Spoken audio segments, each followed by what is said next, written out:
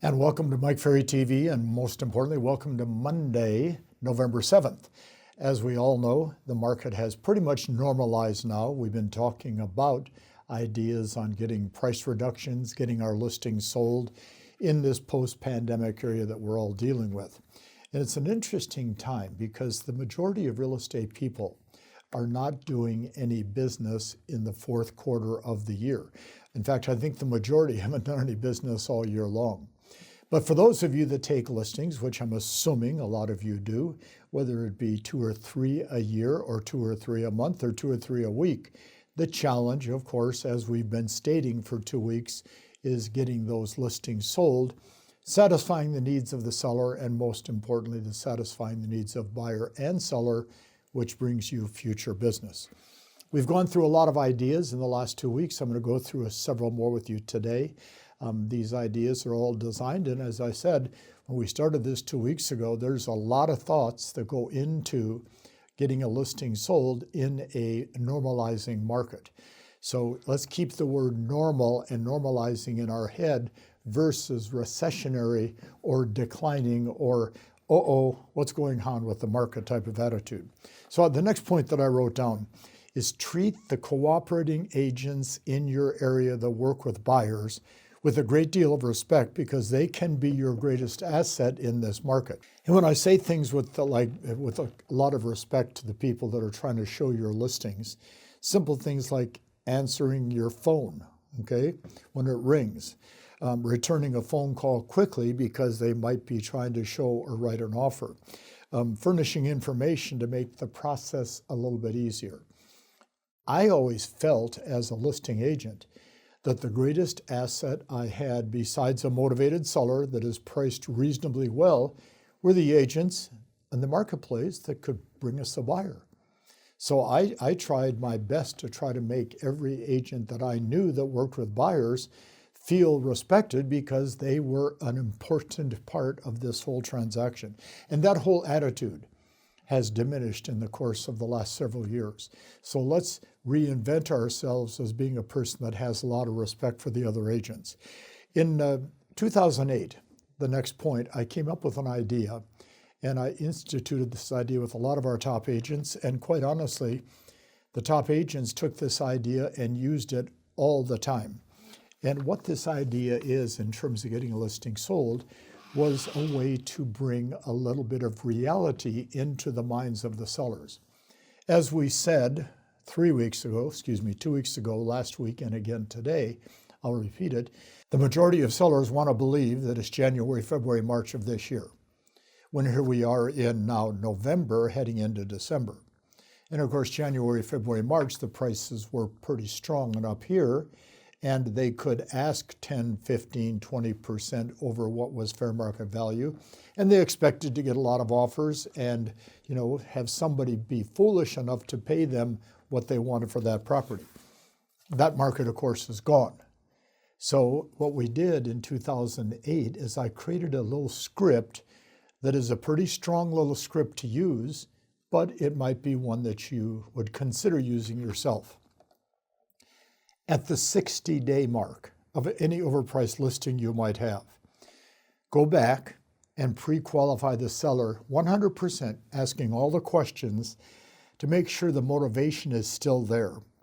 And then after you've determined the motivation, say to your seller, there's 4 thoughts that I have at this time, and I'd like you to determine which one of these 4 we should put in play to get your home sold. Thought 1, we're now 60 days, 90 days, whatever the point is, into the listing. So let's say we're 60 days in.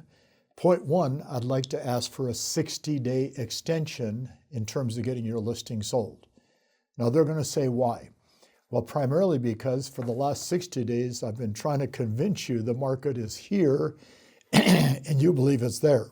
As a result, we've used up 60 days of valuable time to get the listing sold, and I need to extend the time of the listing so we can get this listing sold. Or number 2, I need a substantially lower price, probably 10, 12, 15%, and give them a price you want to reduce it to.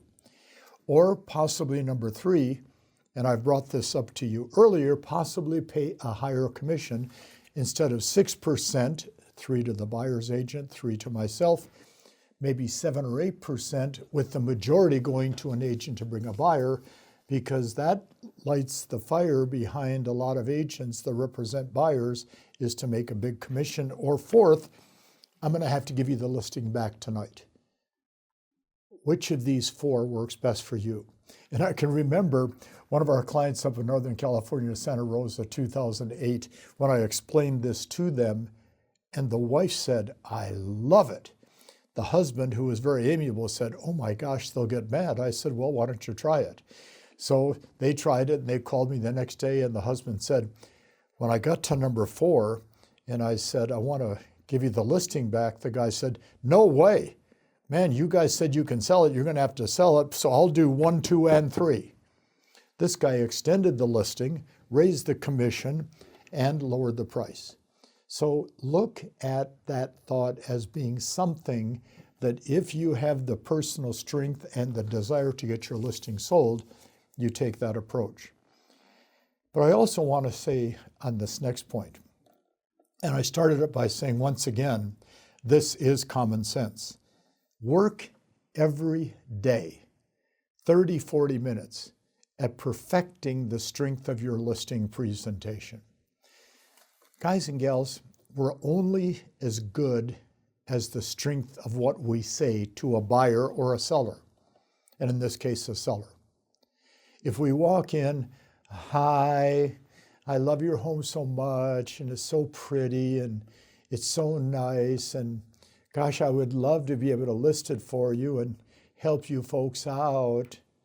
If you take that kind of approach, which is okay in a market going this way, and probably still not going to work, or you take the approach that I'm a professional real estate salesperson, I study homes and prices every day, therefore I know exactly what your home should sell for, what price won't you go below? Well, that is a much stronger presentation approach. And I wrote down, start with practicing the pricing section of your listing presentation. Knowing that the stronger you are and the better scripted you are, the more apt the seller is to follow your advice. In this marketplace today, they're looking for somebody that they have confidence in, somebody that will tell them the truth, somebody that will communicate with them on a regular basis. That person has to be you. And then the last point that I wrote down on getting listings sold, always tell them the truth, starting in the initial contact all the way through getting that property listed and sold. They have to learn to deal with the reality of today's market in November of 2022. Well, Mike, what's going to happen in 2023? 2022 is going to be extended. We're probably not going to see anything different, maybe until middle of next year. You know, markets go up, markets go down, markets rise, markets fall. This is just called the nature of business and the economy. So let's all think about, if we're going to take listings, be open, be honest, be upfront, knowing that you can win because of that behavior pattern, and understand at times they're not going to accept it. It's a numbers game. You can improve your numbers by improving the quality of what you do. I will look forward to seeing all of you next week. Thanks for today.